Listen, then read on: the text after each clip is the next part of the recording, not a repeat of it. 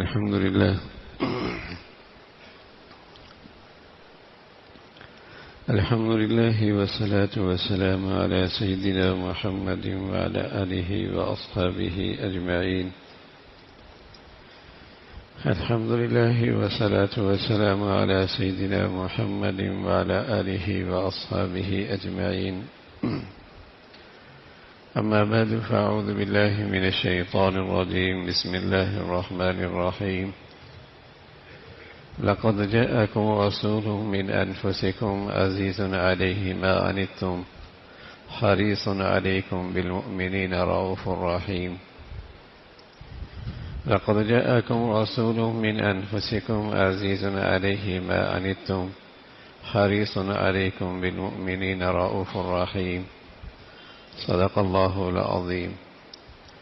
اللهم صل على سيدنا محمد وعلى آل سيدنا محمد وبارك وسلم. اللهم صل على سيدنا محمد النبي الأمي وعلى آله وأصحابه وسلم. میرے معزز مسلمان بزرگوں، عزیز بھائیوں اور امت مسلمہ کی مقدس ماں اور بہنوں، تقریباً 550 سال بعد انسانیت کے نصیب جاگے، قسمت بڑھیا ہوئی، اللہ کی رحمت متوجہ ہوئی کہ اللہ کے حبیب صلی اللہ علیہ وسلم اس دنیا میں تشریف لائے، اور ان کی ایک خاص شان ہے کہ لقد جاءکم رسول من انفسکم، ایک ایسے رسول تمہارے پاس آئے ہیں جو تم ہی میں سے ہیں، کوئی اور مخلوق نہیں ہے، کہ انہیں تمہارے دکھ درد کا احساس نہ ہو اور تمہاری ضروریات کا اندازہ نہ ہو اور تمہاری زندگی میں آنے والے مسائل ان سے انہیں آگاہی نہ ہو، ہیں وہ تمہیں میں سے۔ عزیز علیہ ما عنتم، تمہاری تکلیف ان پر بڑی گراں گزرتی، تمہارا دکھ درد ان کا دکھ درد بن جاتا ہے، اور تمہاری تکلیف ان کی تکلیف ہو جاتی۔ عزیز علیہ ما عنتم حریص علیکم، تمہارے لیے نفع، تمہارے لیے منفعت، تمہارے لیے خیر، اس کے وہ بڑے حریص ہیں۔ تمہاری تکلیف انہیں گرا گزرتی ہے اور وہ تمہارے لیے خیر اور بھلائی کے بڑے حریص ہیں۔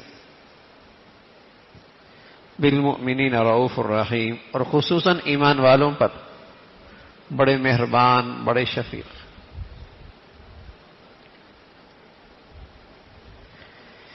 یہ پیارے رسول صلی اللہ علیہ وسلم کی ایک خاص شان ذکر فرمائی، اور اللہ تعالیٰ نے فرمایا کہ لقد من اللہ علی المؤمنین، یہ اللہ کا بہت بڑا انعام ہے، اللہ تعالیٰ کا بہت بڑا احسان ہے۔ اذ بعث فیہم رسولا، کہ ان میں رسول اللہ صلی اللہ علیہ وسلم تشریف لائے، اللہ کا بڑا انعام۔ اس انعام کی اور اس عظیم نعمت کی جب انسانیت نے قدر کی، اور انسانیت کے جن افراد نے اللہ کا اس احسان کو اور اس انعام کو سمجھا اور اس کی عظمت کو پہچانا اور ان سے سچی محبت کی اور اپنی توانائیاں اس کی اطاعت میں صرف کی، تو ایسی شخصیات اور ایسے افراد پوری انسانیت میں اپنی ایک تاریخ ساز زندگی کے نشانات چھوڑ کے گئے۔ ایسے انسان پھر روئے زمین پر نہ پہلے تھے نہ بعد میں آئے، اور ان شخصیتوں کی خصوصیت یہ تھی کہ پیارے رسول صلی اللہ علیہ وسلم سے محبت کا اور اطاعت کا حق ادا کیا، اور پھر وہ دنیا میں ایسے چمکے اور انہوں نے انسانی تاریخ میں ایسے کارنامے سر انجام دیے کہ رہتی دنیا تک ان کی کوئی ایسی مثال پیش نہیں کر سکتی۔ محبت میں بھی حق ادا کیا، محبت اور ایثار کے اندر بھی ایسی کوئی مثال نہیں ملتی۔ اس امت کے سب سے بڑے پیارے رسول صلی اللہ علیہ وسلم کے بعد اس امت کی جو سب سے بڑی شخصیت ہے حضرت صدیق اکبر رضی اللہ تعالیٰ عنہ، جب آپ علیہ الصلوۃ والسلام کا دامن تھاما اور اسلام قبول کیا تو اسلام دشمن قوتوں نے آپ پہ حملہ کر دیا۔ اس میں عقبہ ابن ربیع پیش تھے۔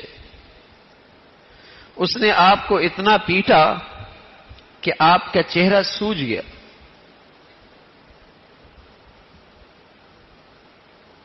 شناخت مٹ گئی، پہچاننا مشکل ہو گیا۔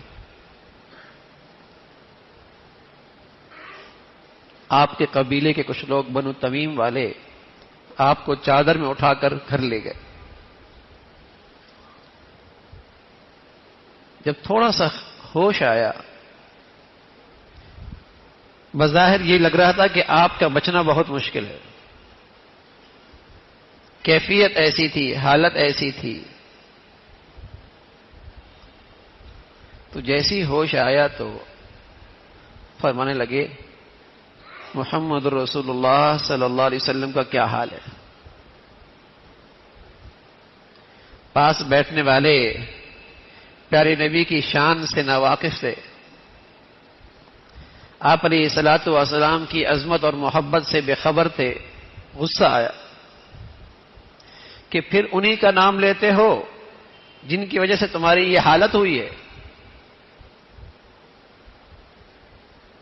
ام خیر آپ کی والدہ تھی، انہیں کہہ کر غصے سے نکل کھڑی ہوئی ہے کہ کچھ کھلا پلا دینا۔ اب والدہ کھلانے پہ اصرار کر رہی اور آپ بار بار یہ پوچھ رہے کہ آپ علیہ الصلوۃ والسلام کا کیا حال ہے۔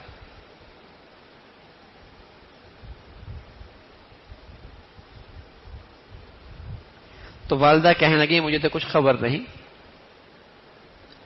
فرمایا خطاب کی بیٹی ہیں ام جمیل، حضرت عمر کی بہنا، خطاب کی بیٹی، ان سے جا کے پوچھیں۔ والدہ چلی گئیں، ان سے کہا میرا بیٹا پوچھ رہا ہے۔ کہنے لگے نہ میں ابو بکر کو جانتی ہوں نہ محمد ابن عبداللہ کو جانتی ہوں۔ ہاں یہ ہو سکتا ہے تم کہتی تو تمہارے ساتھ گھر چلتی۔ جب وہاں پہنچی حضرت ابو بکر کی یہ حالت دیکھی، جس حال میں آپ یہ پہنچے پڑے تھے، کہنے لگی فاسق کفار ہی تھے جنہوں نے آپ کے ساتھ ایسا سلوک کیا، اور اللہ تعالیٰ ان سے ضرور انتقام لیں گے۔ تو حضرت فرمانے لگے اللہ کے نبی صلی اللہ علیہ وسلم کا کیا حال ہے؟ فرمایا آپ کی والدہ سنتی ہیں۔ فرمایا اس کی پرواہ نہ کریں۔ حضرت ام جمیل نے فرمایا کہ آپ علیہ الصلوۃ والسلام سلامت ہیں اور دار ارقم میں ہیں۔ والدہ سے کہا مجھے وہاں لے چلو، وہاں لے چلو۔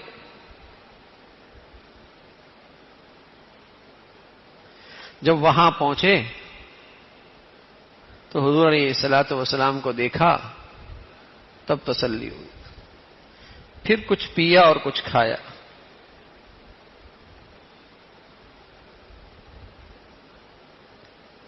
ایک انصاری خاتون جب احد میں یہ آواز آئی کہ پیارے رسول صلی اللہ علیہ وسلم شہید ہو گئے، تو بے تابی کے ساتھ پریشانی کی حالت میں دروازے پہ آ کے کھڑی ہوئی، آنے والے سے پوچھ رہی ہیں آپ علیہ الصلوۃ والسلام کا کیا حال ہے؟ خبر ملتی ہے آپ کے شوہر شہید ہو گئے، آنے والے بتاتے ہیں آپ کے ابا بھی شہید ہو گئے، کہنے والوں نے کہا آپ کے بھائی بھی شہید ہو گئے۔ جب آنے والوں نے بتایا کہ آپ علیہ الصلوۃ والسلام خیریت سے ہیں، تو دیکھا، جب دیکھ لیا تو فرمایا آپ سلامت ہیں تو ہر مصیبت ہیج ہے۔ آپ سلامت ہیں، ہر مصیبت ہیج ہے۔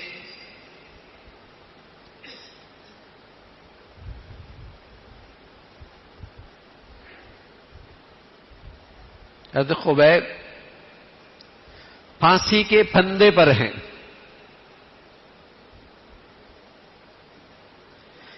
مشرکین نے کہا کیا تم اسے پسند کرتے ہو کہ تمہاری جگہ تمہارے رسول ہوں؟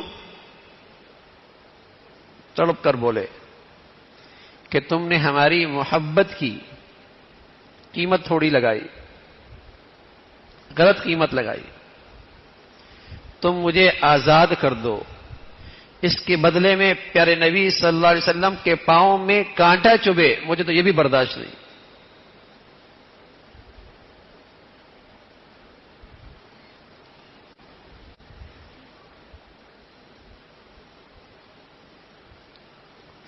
قدردانوں نے اس عظیم احسان کے قدردانوں نے محبت کا حق ادا کیا۔ ابو دجانہ احد کے میدان میں ہیں، اپنی کمر کو ڈھال بنائے کھڑے ہیں، جو بھی تیر آ رہا ہے آپ کی طرف اپنے کمر پہ کھا رہے ہیں۔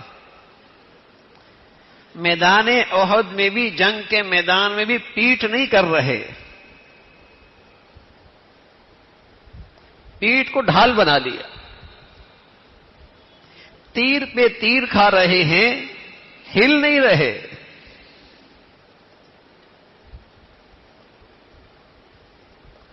زید بن ثابت رضی اللہ تعالیٰ عنہ فرمایا رسول اللہ صلی اللہ علیہ وسلم نے مجھ سے کہا کہ جاؤ ذرا سعد ابن ربیع کو دیکھو، میدان احد میں کہاں ہیں؟ فرمایا میں نے شہداء میں تلاش کیا، کہیں نظر نہیں آیا۔ پھر زخمیوں میں دیکھ رہا تھا، تلاش کرتے کرتے میں حضرت سعد کے پاس کھڑا ہوا، پہنچا، میں نے کہا اللہ کے نبی صلی اللہ علیہ وسلم آپ کو سلام کہہ رہے ہیں اور پوچھ رہے ہیں کیا حال ہے؟ فرمایا میرا سلام کہنا اور کہنا یا رسول اللہ مجھے جنت کی خوشبو آ رہی ہے۔ جسم پہ تیر اور تلوار اور نیزوں کے 70 سے زائد زخم تھے کہ مجھے جنت کی خوشبو آ رہی ہے۔ اور حضرت زائد سے کہنے لگے انصار کو میرا پیغام دے دینا کہ تمہارے جیتے جی تمہاری ایک آنکھ بھی جھپکتی ہو، اگر اللہ کے نبی کا کچھ ہوا تو اللہ کی بارگاہ میں تمہارا کوئی عذر قبول نہیں ہو۔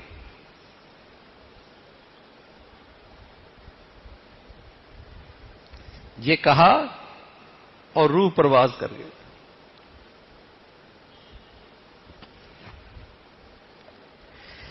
یہ اس امت کے سچے جانثار،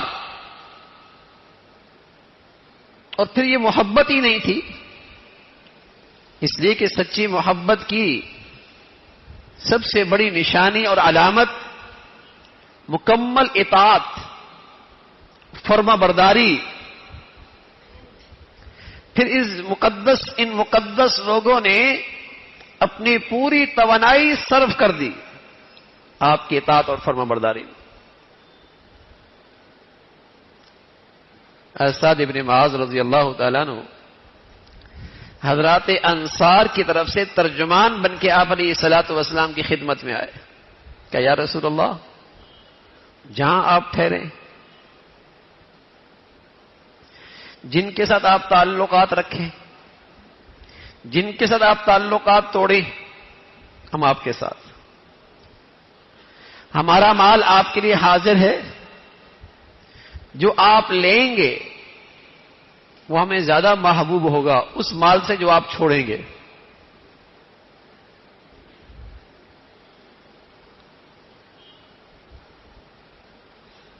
آپ دریاؤں میں گھوڑے دوڑائیں گے، ہم آپ کا ساتھ ہیں، آپ کبھی ہمیں اپنے سے پیچھے نہیں پائیں گے، ہم حاضر ہیں۔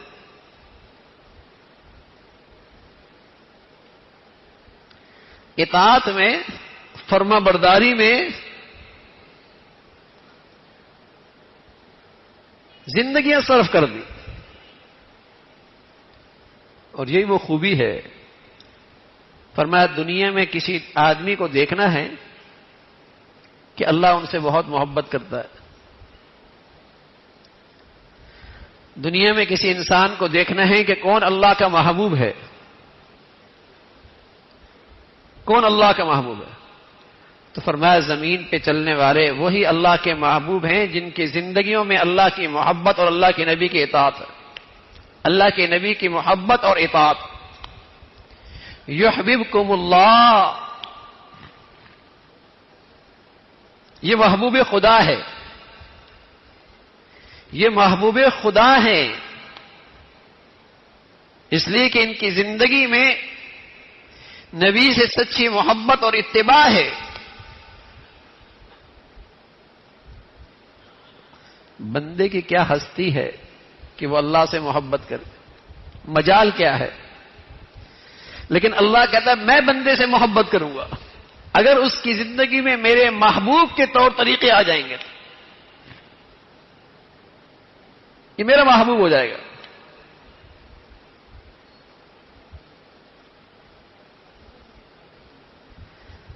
تو آپ علیہ الصلوۃ والسلام سے سچی محبت اور اطاعت کی بدولت ایسی شخصیتیں امت کو ملی جنہوں نے رہتی دنیا تک ایسے کارنامے سر انجام دیے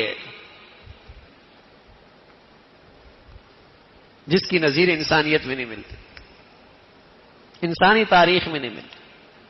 حضرت عمر رضی اللہ تعالیٰ عنہ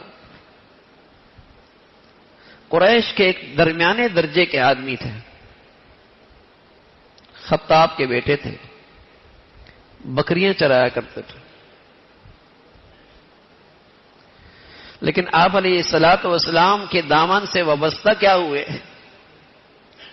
سچی محبت اور اطاعت سے آپ کی تربیت کیا ہوئی، آپ ایسے مثالی شخصیت بنے، ایسی مثالی شخصیت بنے کہ آپ نے ایک ایسی اسلامی حکومت قائم کی جو روم اور ایران کی سپر طاقتوں کو زیر کرتی ہوئی ان سب پہ غالب آ گئی۔ پھر آپ کا عدل و انصاف تو ضرب المثل تھا، پھر آپ کی عظمت اور صلاحیتیں تو مثالی تھی، نکھر کے سامنے آ گئی۔ اور فرمایا کرتے تھے جب میں بکریاں چرا کے آتا تھا، اونٹ چرا کے آیا کرتا تھا، تو میرے ابا مجھ سے خطاب کہتے تھے عمر تو یہ تو بکریاں چرانے نہیں آتی، کرے گا کیا؟ لیکن صحبت رسول، محبت رسول، اطاعت رسول سے آج اللہ نے مجھے امیر المؤمنین بنا دیا، اور قیصر و کسریٰ کو تخت و تاج سے ہمیشہ کے لیے محروم کر دیا۔ ایسی مثالی اسلامی حکومت قائم کی جہاں ہر ادنا سے ادنا شخص کو بھی عدل و انصاف، امن اور سلامتی، ہر اس کا وہ حق جو اس کا جائز حق تھا اس کو دہلیز پہ مل رہا تھا۔ ولید کا بیٹا خالد نوجوان تھا، آپ کی بہادری کے کچھ چرچے تھے. بہادر آدمی. مکہ کے قبائل جنگوں میں آپ سے کچھ مدد لیا کرتے تھے، لیکن آپ کی شہرت جزیرہ عرب میں بھی کوئی زیادہ نہیں تھی. لیکن رسول اللہ صلی اللہ علیہ وسلم کی محبت اور عشق میں اور آپ کی اطاعت نے آپ کو ایسا چمکا دیا کہ سیف من سیوف اللہ، آپ اللہ کی تلوار بن کے چمکے، اللہ کی تلوار بن کے چمکے. خالد بن ولید سیف اللہ، اللہ کی تلوار.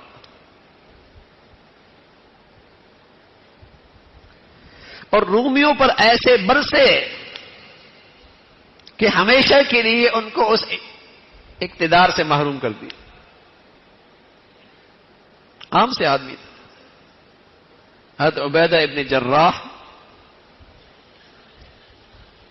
نرم طبیعت، دیانتدار، مشہور تھے، لیکن رسول اللہ صلی اللہ علیہ وسلم کی صحبت میں ایسی تربیت پائی کہ اسلامی لشکروں میں سب سے بڑے لشکر کی قیادت کر رہے، اور ہرقل کو شام سے ہمیشہ کے لیے محروم کر دیا.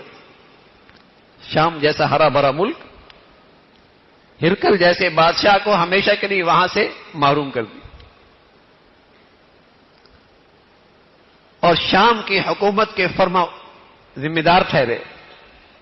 آپ فرمایا کہتے تھے ابو عبیدہ امین الامہ، میری امت کے امین ہے، میری امت کے امین.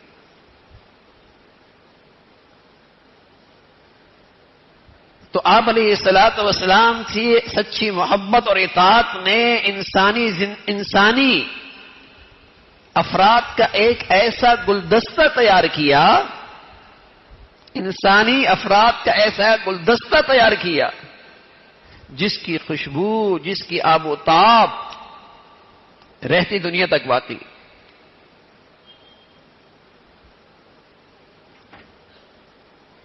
کسی سے غلطی ہو جاتی تھی، کسی سے غلطی ہو جاتی تھی تو ایسا احتساب نفس تھا، اس کا ضمیر اسے ملامت کیا کرتا تھا، اور جب تک اس کی سزا نہ لیتا اسے چین نہ آتا. حضرت مائد اسلمی، غلطی ہو گئی، زنا ہو گیا. خود آپ علیہ الصلوۃ والسلام کی خدمت میں حاضر ہو، کہ یا رسول اللہ مجھ سے یہ گناہ ہو گیا. آپ نے چہرہ پھیر دیا. دوسری طرف آیا کہ یا رسول اللہ مجھ سے زنا ہو گیا. آپ نے پھر چہرہ پھیر لیا. ادھر سے آیا کہ یا رسول اللہ مجھ سے زنا ہو گیا. آپ نے اس کے جاننے والوں سے کہا اس کی دماغی حالت ٹھیک ہے؟ کہا بالکل ٹھیک ہے.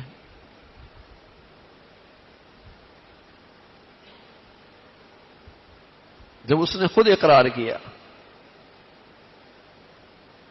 اور وہ جانتے بھی تھے کہ اس کی سزا کیا ہے، وہ یہ جانتے بھی تھے کہ شریعت میں اس کی سزا کیا ہے، وہ بھی جانتے تھے. اگر بغیر شادی شدہ زنا کرتا ہے تو شریعت میں اس کی سزا ہے الزانی تو والزانی فجلدوا کل واحد منہما 100 جلد، 100 کوڑے بھرے مجمع میں، تاکہ دوسروں کو عبرت ہو. اور اس میں نرمی نہیں دکھانی، یہ اللہ کی حد ہے، یہ سزا اللہ نے مقرر کی ہے. دنیا کی نہ کوئی پارلیمنٹ، نہ کوئی ادارہ، نہ کوئی عدالت اسے منسوخ نہیں کر سکتی. سزا ہے، کسی کو یہ اختیار اور اتھارٹی نہیں ہے. اور اگر زنا کرنے والے شادی شدہ ہیں پھر رجم ہے، پتھروں سے سنسار ہے، پتھروں سے مارنا ہے. یہ حد بھی جانتے تھے، اس سزا سے بھی واقف تھے، لیکن ضمیر ملامت کر رہا تھا کہ یہاں کی سزا آسان ہے، یہاں کی شرمندگی آسان ہے، یہاں کی رسوائی آسان ہے، لیکن کل کی سزا برداشت نہیں ہو، کل کی ذلت برداشت نہیں ہو. جانتے تھے سزا ہوئی، پتھروں سے مارا گیا تو ایک چھینٹا مرنے والے کے جسم پہ پڑا، اس نے زبان سے کچھ ناراضگی کے کلمات کہے. پیارے رسول صلی اللہ علیہ وسلم نے فرمایا نہ کہو اس کو، اس لیے کہ توبہ اگر مدینہ کے گنہگاروں کی تقسیم ہو جائے تو اللہ سب کی بخشش کر دے.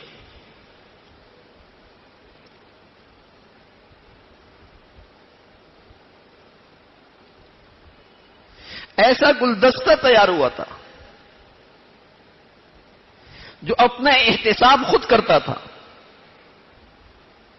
اس کا ضمیر غلطی پر خود اسے شرمندہ کرتا تھا، اس کا ضمیر خود اسے ملامت کرتا تھا کہ تم نے کیا کیا.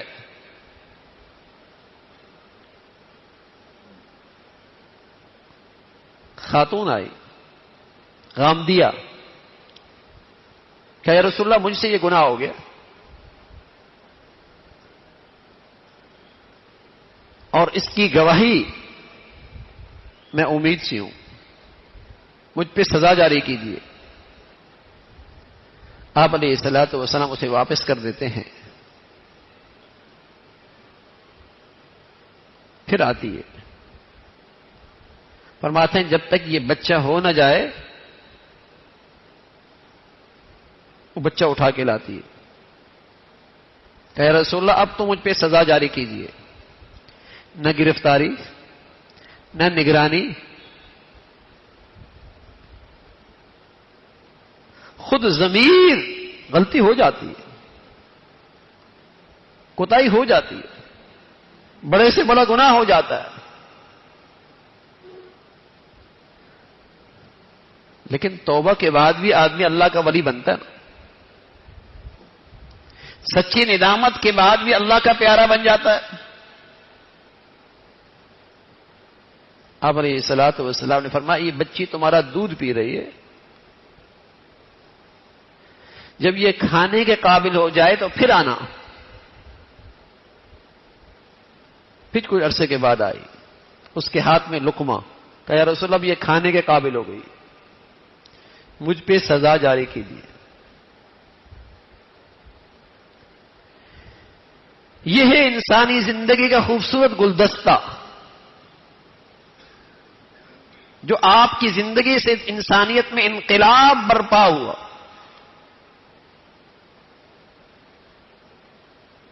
ایسے افراد تیار ہوئے جو انسانیت کے لیے بہترین نمونہ بنے. نہ صرف یہ کہ وہ ہدایت پہ آئے بلکہ انسانیت کے لیے ہادی بنے.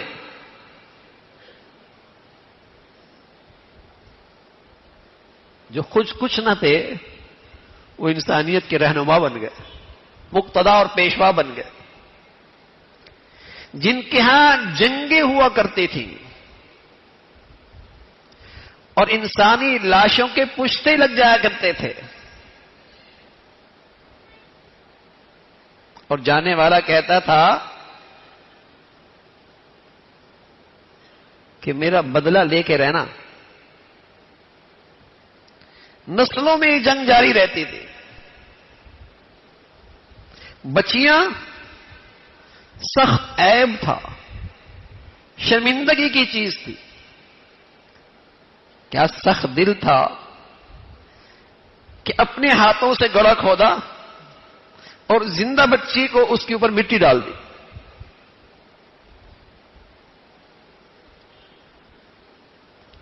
لیکن پیارے رسول صلی اللہ علیہ وسلم کی ذات اور آپ کی لائی ہوئی زندگی سے ایسا انقلاب برپا ہوا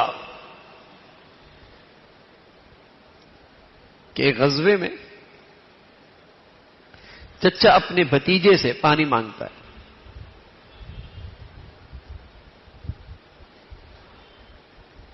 زخموں سے چور ہے، پیاس کی شدت ہے، بھتیجا ڈول میں پانی لے کے جاتا ہے چچا کے پاس.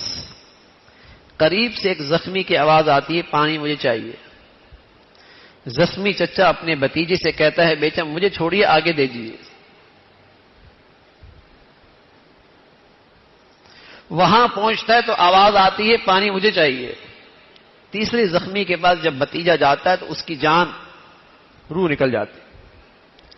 واپس دوسرے کے پاس آتا ہے تو وہ بھی اللہ کے پاس چلا جاتا ہے. چچا کے پاس آتا ہے تو اس کی بھی روح پرواز کر جاتی ہے.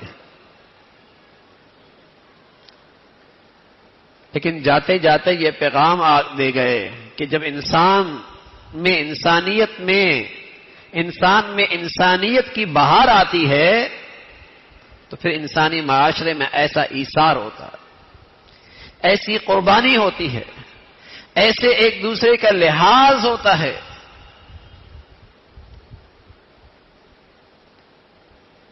یہ سب اس پیاری زندگی کا نتیجہ ہے جو آپ علیہ الصلوۃ والسلام کی ذات سے نکلی ہے.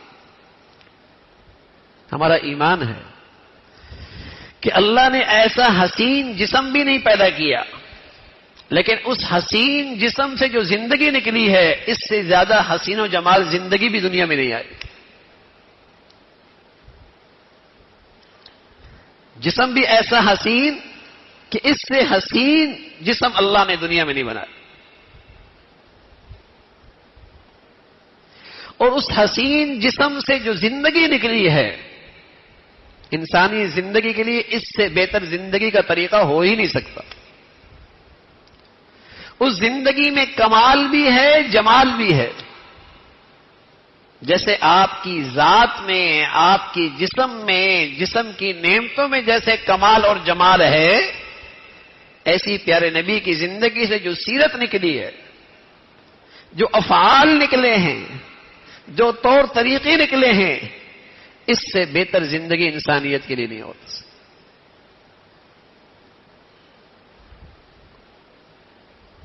خوبصورت زندگی.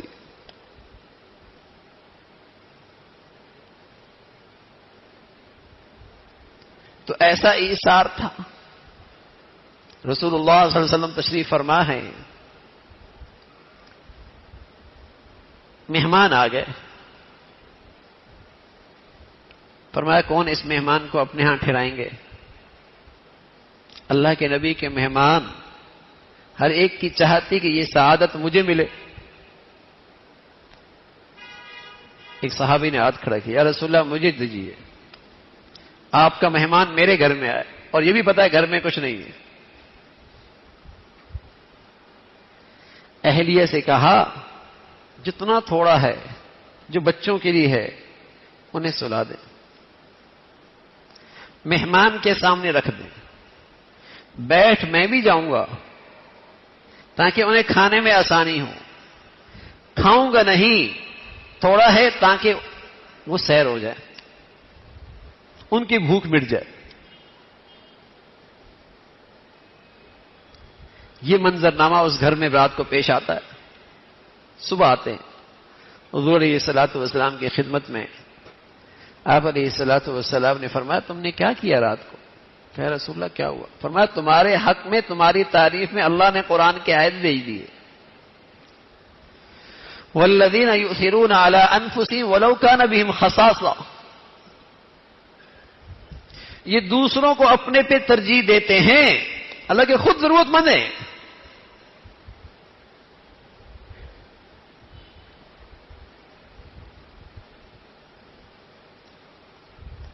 میرے عزیزو, یہ ہے اس پیارے نبی کی زندگی کی تاثیر, یہ ہے اس پیارے نبی سے سچی محبت کا نتیجہ.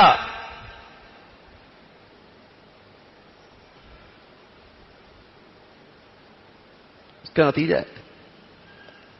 اس لیے انس رضی اللہ تعالیٰ عنہ فرمانے لگے, ایک دن اللہ کے نبی صلی اللہ علیہ وسلم نے مجھ سے کہا, یا بنی ان تقدر ان تصبح وتمسی وليس في قلبك غش لأحد فافعل وذلك من سنتي ومن أحب سنتي فقد أحبني ومن أحبني كان معي في الجنة. انس بیٹے ایک نصیحت سنو, ایک میری نصیحت سنو. اگر تم سے یہ ہو سکے کہ تمہارا دن رات ایسے گزرے کہ تمہارے دل میں کسی کے لیے کھوٹ نہ ہو، برائی نہ ہو، حسد نہ ہو، کینہ نہ ہو، ففعل، تو بیٹے ایسا کر لو، اس لیے کہ میری زندگی تو ایسی ہے، میں جو زندگی لے کے آیا ہوں وہ سیرت تو ایسی ہے، میری سنت تو یہی ہے، اور سچی محبت کا معیار بھی یہی ہے۔ ساتھ آپ علیہ الصلوۃ والسلام نے فرمایا من احب سنتی فقد احبنی، سچی محبت کا معیار بھی یہی ہے کہ میرے اخلاق اس میں کتنے ہیں، میری زندگی کی نقل اس میں کتنی ہے، میرے طور طریقے اس کی زندگی میں کتنے ہیں، میرے سے سچی محبت کا معیار بھی یہی ہے۔ ومن احب سنتی فقد احبنی، جسے میرے طور طریقے سے محبت ہے اسی کو مجھ سے محبت ہے، اور جس کو مجھ سے محبت ہے وہ جنت میں میرے ساتھ ہوگا۔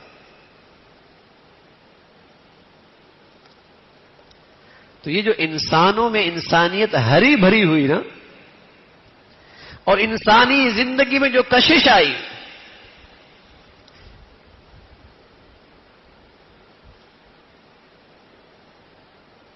اس کی وجہ وہ آپ علیہ الصلوۃ والسلام کی اطاعت ہے، وہ آپ علیہ الصلوۃ والسلام سے سچی محبت ہے۔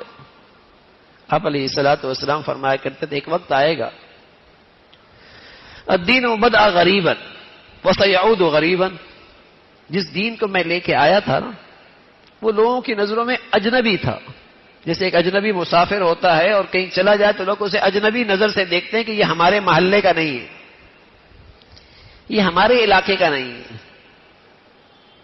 یہ ہمارے یہاں کا رہنے والا نہیں ہے۔ تو فرمایا جب دین میں لے کے آیا تو لوگوں کی نظروں میں یہ اجنبی تھا،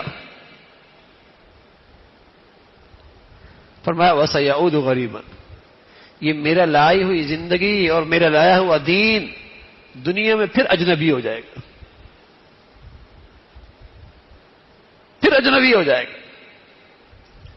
ایسی بے دینی ہوگی، ایسی دین سے دوری ہوگی، خوشیاں، غمیاں، بازار، گھر، تعلیمی ادارے، رہن سہن، یہ سارے دین سے خالی ہو جائیں گے،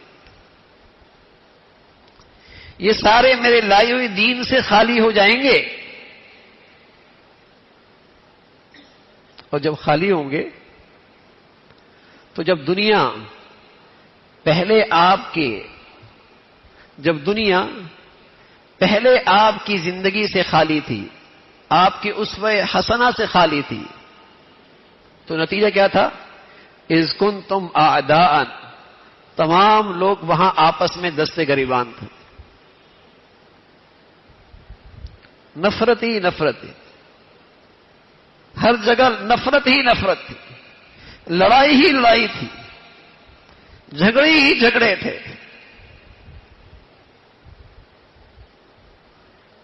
اور آج دیکھیں اللہ کے نبی کا لایا ہوا دین اجنبی ہوا تو سزا ملی نا، بازار، فیکٹریاں، کارخانے، خاندان، گھر، صوبے، ملک، کیسی نفرتیں ہیں، گلی محلے، سزا تو ملے گی۔ تو پیارے نبی صلی اللہ علیہ وسلم نے فرمایا الدین بدأ غریبا وسيعود غریبا، پھر اجنبی ہو جائے گا۔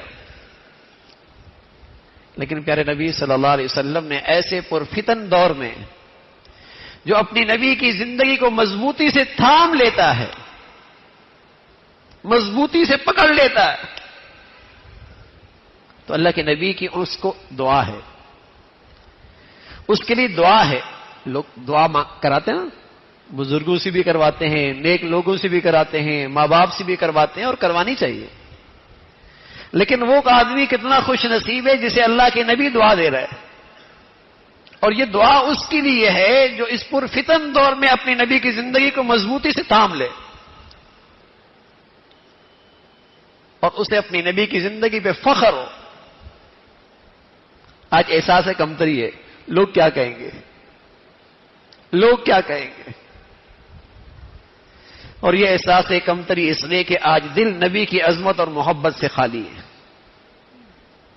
اس لیے کہ جس کی عظمت ہوتی ہے اس کے طریقوں کی بھی بڑی عظمت ہوتی ہے. اس لیے کہ جس سے سچی محبت ہوتی ہے اس کے طور طریقے بھی بڑے اچھے لگتے ہیں. آج ہماری نئی نسل کے دل میں جن کی عظمت ہے نا، تو وہ جیسا بھی کرے یہ اسے اپناتے ہیں. کہتے ہیں فیشن ہے.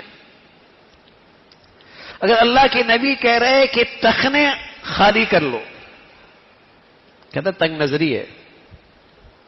اور دشمن نے کہہ دیا گھٹنے خالی کر دو، کر لیے نا، روشن خیالی ہے.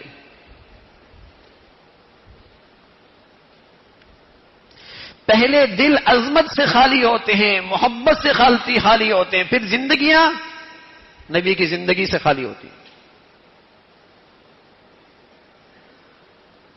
کوئی اسکول کالج میں یہ نہیں کہتا کہ میاں آپ نے جو شرائط لگائے ہیں کہ موزے اس کلر کے ہوں، شوز اس رنگ کے ہوں، پینٹ اس کلر کی ہو، اوپر شرٹ اس رنگ کی ہو، کیپ اس کلر کی ہو. کوئی یہ نہیں کہتا ان چیزوں کا تعلیم سے کیا تعلق ہے. سب کہتے ہیں ڈسپلن ہے. کیا کہتے ہیں؟ ڈسپلن. اور اگر محمد رسول اللہ صلی اللہ علیہ وسلم اپنی امت سے کہہ دے کہ تمہارا رہن سہن ایسا ہو جائے، اوڑھنا بچھونا ایسا ہو جائے، کھانا پینا اس طریقے سے ہو جائے، لوگ کہتے ہیں میاں ان چیزوں میں کیا رکھا ہے. ارے اللہ کے نبی بھی تو یہی کہتے ہیں کہ دنیا میں مسلمان جہاں بھی رہے نظر آئے یہ محمد ہی ہے.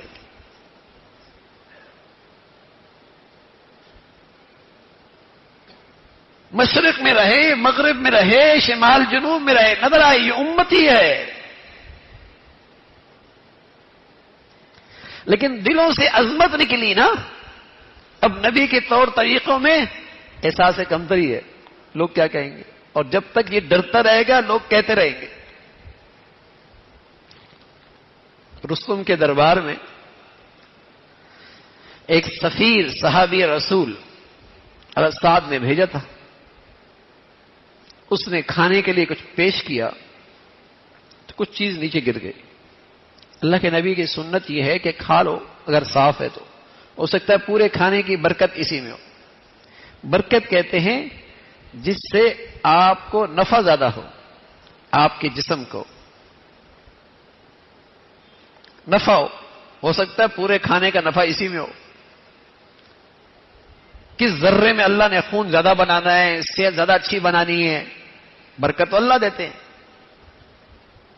تو وہ اٹھانے لگے تو کسی نے کونی ماری کہ کیا کر رہے، لوگ کیا کہیں گے، دنیا کیا کہے گی کہ نیچے سے چیز اٹھا کے کھا رہے. تو جب اللہ کے رسول کی سچی محبت اور عظمت ہو تو پھر دنیا کہتی رہے. فرمانے لگے اترک سنت ہؤلاء لہؤلاء، اترک سنت حبیبی لہؤلاء الحمقاء. میں ان نادانوں کی وجہ سے اپنی نبی کے طریقہ تو نہیں چھوڑ سکتی. میں ان نادانوں اور احمقوں کی وجہ سے اپنے محبوب کا طریقہ تو نہیں چھوڑ سکتی. یہ تو نہیں ہو سکتا. تو فرمایا فطوبى للغرباء الذين يصلحون ما افسد الناس من بعدي من سنتي. اللہ کے نبی دعا دے رہے ہیں، اے اللہ تو نے خوش و خرم رکھنا، سدا خوش رکھنا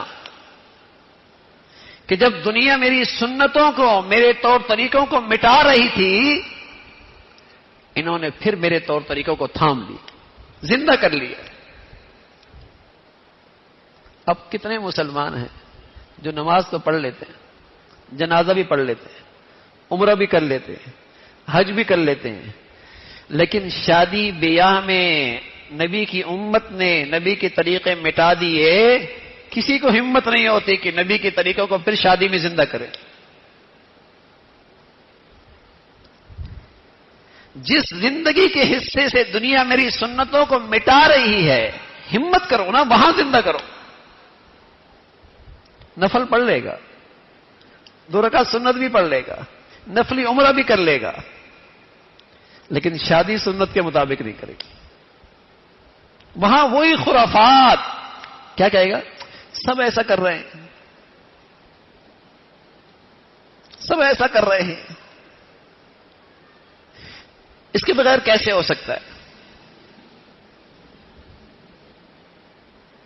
اور وہ خرافات بڑھتی چلی جا رہی ہے، بڑھتی چلی جائے، کوئی حد نہیں ہے اس کی. اگر زمانے کو دیکھنا ہے، دنیا کو دیکھنا ہے تو پھر اس کی تو کوئی حد نہیں.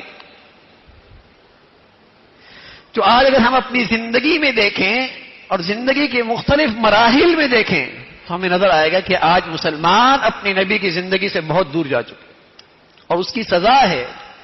جیسے زمانے جاہلیت میں دنیا میرے نبی کی زندگی سے محروم تھی، تو اذ کنتم اعداء، ان میں دشمنیاں بہت تھی، اور آج پھر نبی کی زندگی سے امت خالی ہوتی چلی جا رہی ہے، تو گھر گھر میں نفرتیں ہیں، دشمنیاں. اور جب نبی کی زندگی آتی ہے تو اللہ تعالیٰ فرماتے ہیں فَأَلَّفَ بَيْنَ قُلُوبِكُمْ فَأَصْبَحْتُمْ بِنِعْمَتِي إِخْوَانًا. اپنے تو اپنے، دور والے بھی ایسے ہو گئے جیسے اپنے ہوتے ہیں. بلال تو دور سے، حبشہ سے، صہیب تو روم سے، سلیمان تو دور کے فارس سے، لیکن مدینہ کے گلیوں میں یوں لگتے جیسے سب ایک ماں باپ کی اولاد. یہ اس پیارے نبی کی زندگی کی برکت تھی، اس میں یہ تاثیر ہے، اس میں یہ طاقت ہے. تو فرمایا رسول اللہ صلی اللہ علیہ وسلم نے فطوبى للغرباء الذين يصلحون ما افسد الناس من بعد من سنتی. اللہ تو انہیں خوش خرم رکھنا جو تیرے نبی کی سنت، جو میری سنتوں کی وجہ سے، میرے طور طریقوں کی وجہ سے دنیا کی نظروں میں اجنبی لگے. شادی کر لو نا، سنت ایسی بھی شادی ہوتی ہے، یہ کیا طریقہ ہے؟ ایسا بھی ہوتا ہے. اس دور کے اندر بھی کاروبار سچائی سے ہو سکتا ہے. بہت سادہ ہے یار. یعنی ہوشیار کون ہے؟ جو بہت جھوٹا ہو، جو فراڈ بہت کرتا ہو، بہت ہوشیار. اور جو سچائی اور دیانت سے کام لیتا ہے بہت سادہ ہے. اس کو بازار کا پتہ نہیں ہے، بازار میں کیسے کاروبار کرتے ہیں. تو برائی اچھائی ہو گئی نا، اچھائی برائی ہو گئی، اچھے برے ہو گئے، برے اچھے ہو گئے. فطوبى للغرباء الذين يصلحون ما افسد الناس من بعد من سنتی. اے اللہ تو انہیں خوش و خرم رکھنا، سدا خوش رکھنا جو اس وقت سنتوں کو، میری زندگی کو تھامے ہوئے تھے جب دنیا انہیں اپنی زندگیوں سے نکال رہی تھی. تو میرے عزیزو، پیارے رسول صلی اللہ علیہ وسلم کی پیاری زندگی یہی ہمارے لیے ذریعہ نجات، وسیلہ نجات ہے، وسیلہ نجات ہے. اللہ تعالیٰ میں آپ علیہ الصلوۃ والسلام کی سچی محبت، عظمت اور کامل اتباع نصیب فرمائے. وآخر دعوانا الحمد للہ رب العالمین. اللهم لك الحمد كله ولك الشكر كله، اللهم لك الحمد كله ولك الشكر كله. اللهم أعنا على ذكرك وشكرك وحسن عبادتك. اللهم أعنا على ذكرك وشكرك وحسن عبادتك. ربنا لا تؤاخذنا إن نسينا أو أخطأنا. ربنا لا تؤاخذنا إن نسينا أو أخطأنا. ربنا اغفر لنا ذنوبنا وإسرافنا في أمرنا وثبت أقدامنا وانصرنا على القوم الكافرين. يا حي يا قيوم برحمتك نستغيث أصلح لنا شأننا كله ولا تكلنا إلى أنفسنا طرفة عين. یا ارحم الراحمین، جو کچھ کہا سنا عمل کی توفیق نصیب فرما. ایمان والی، عافیت والی، صحت والی زندگی نصیب فرما. اے مولا کریم پورے دین پہ چلنا آسان فرما. اے مولا کریم پورے دین پہ چلنا آسان فرما. زندگیوں کو گناہوں کی گندگیوں سے اے اللہ اپنے فضل سے محفوظ فرما. ہمیں گناہوں کی نحوستوں سے، گناہوں کی گندگیوں سے محفوظ فرما. یا ارحم الراحمین ہمیشہ اپنی اطاعت والی فرما برداری والی زندگی نصیب فرما، حادثات سانحات سے محفوظ فرما، زمینی آسمانی آفات سے محفوظ فرما، بری زندگی سے، بری موت سے، برے لوگوں سے محفوظ فرما۔ مولا کریم ہمیشہ حلال عطا فرما، برکت والا عطا فرما، عزت اور عافیت اور ایمان کے ساتھ عطا فرما۔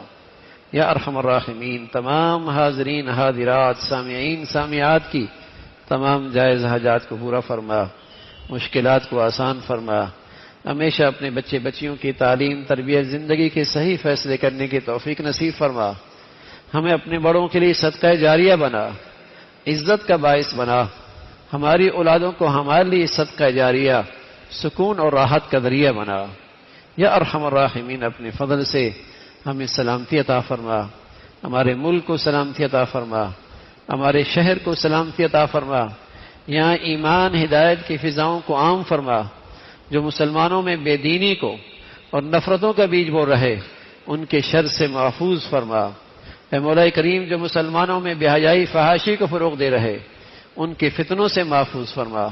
یا ارحم الراحمین اس ملک کو اندرونی بیرونی خطرات سے محفوظ فرما، پوری امت اسلامیہ پہ رحم فرما، عالم اسلام کو نیک صالح قیادت نصیب فرما، دنیا بھر کے مظلوم مسلمانوں کی مدد اور نصرت فرما، غزہ اور فلسطین کے مسلمانوں کے دلوں میں سکینہ نازل فرما، مولا کریم ان کے لیے آسانیاں پیدا فرما، قبلہ اول کے قادر ان کی قربانیوں کو قبول فرما کر امت میں دینی ایمانی بیداری پیدا فرما۔ اے مولا کریم اپنے فضل سے مسلمانوں میں ایمانی اسلامی وحدت پیدا فرما۔ ربنا تقبل منا انك انت السميع العليم، ربنا تقبل منا انك انت السميع العليم وتب علينا انك انت التواب الرحيم، وصلى الله على سيدنا محمد وعلى آله وأصحابه أجمعين برحمتك۔